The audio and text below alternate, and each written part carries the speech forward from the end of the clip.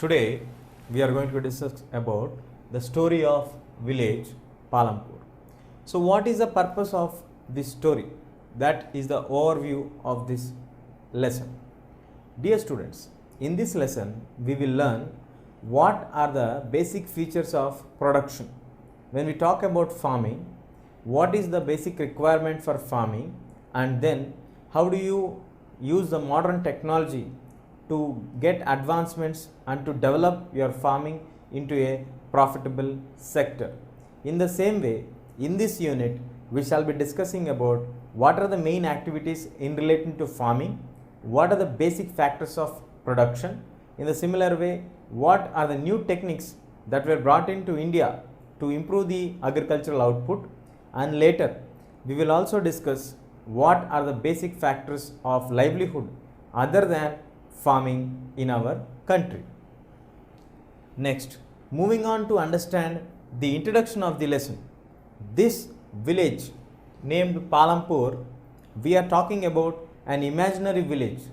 When we talk about an imaginary village, the purpose of establishing an imaginary village is how best you can utilize the resources what we have, or if it was like this, if it would have been like this, then the resources what we are having, though they may be less, could be used positively to their larger extent.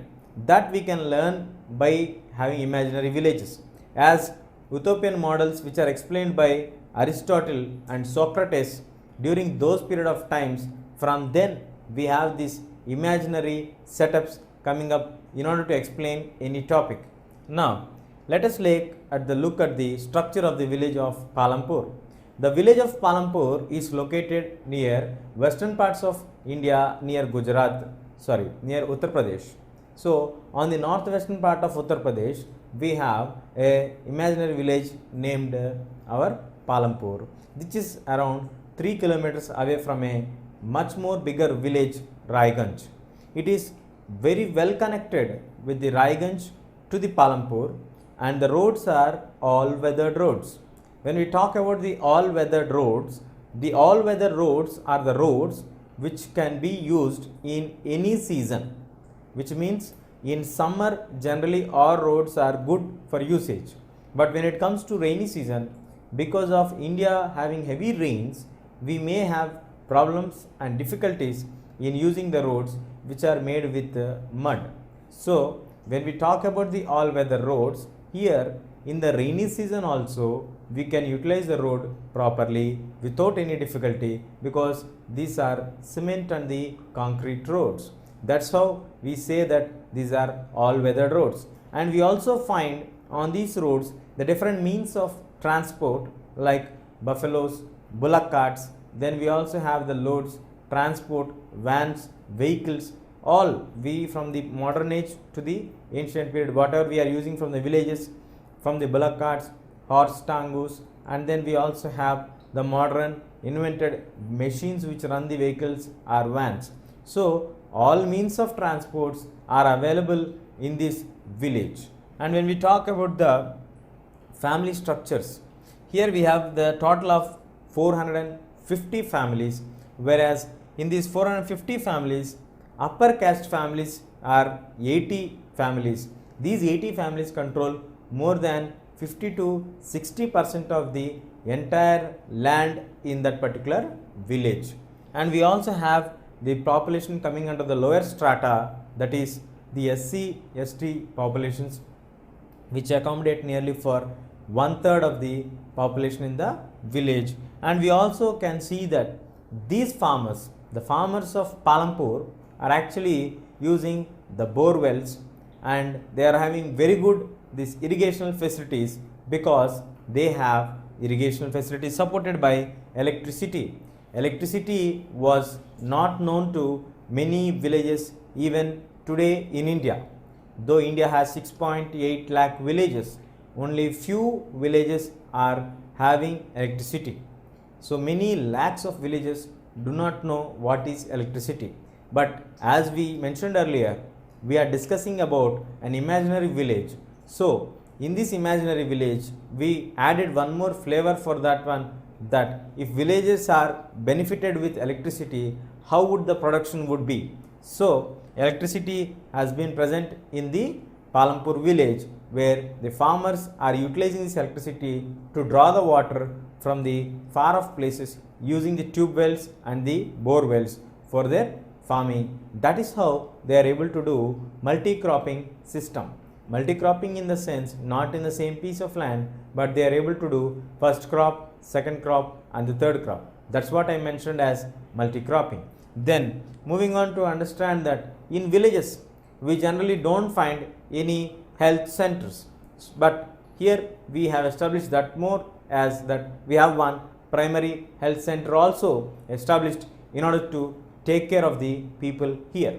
So after looking at all the features and the description of the village, we can come to a conclusion that here we have certain basic requirements which are fulfilled in the village of Palampur. But in order to understand better, especially in order to understand the basic factors of production, we need to go in deep of the story of the village of Palampur. Let us now understand what are the basic factors of production through the concept of Palampur village. Now we shall learn about the organization of production. How is the production carried out? Starting from the grassroots level, starting from the basics, we will learn now. First major requirement for any production, we need land. That is the first major production what you need. So when we talk about land, land is a natural resource which we get by the nature, which we get it and we cannot expand it. Land is fixed, land is limited. We can clear the forest which is present over the land, but actually we are subsiding the forest land into a normal land. We are converting the existing land into some other form, but we cannot create the land. Here we have to remember a science formula where we say that the energy which is present in one form can be converted into the other form, but we cannot create any energy. The similar thing applies to the land also, because land and energy both are gifted to the human mankind by the nature. So after moving from the land, students, now we shall move to the most important point of discussion, that is the second basic factor which we need is labor. In labor, labor is a person who works for a certain amount of fixed payment. It may be a daily wage, it may be a weekly, or it can be a monthly salary also. So a person who renders his services for a certain amount of money is called a labor.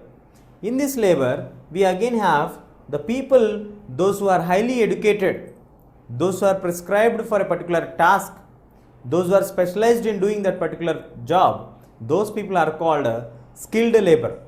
The skilled people, and those who are not specialized, those who do not have any technical background of getting trained for a particular work, those people also do work and they contribute for the factor of production. So we call them as manual labor. So there are two types in labor. First one is skilled labor, second one is manual labor. Again, in this we have one more important factors of division. There is a third factor of division,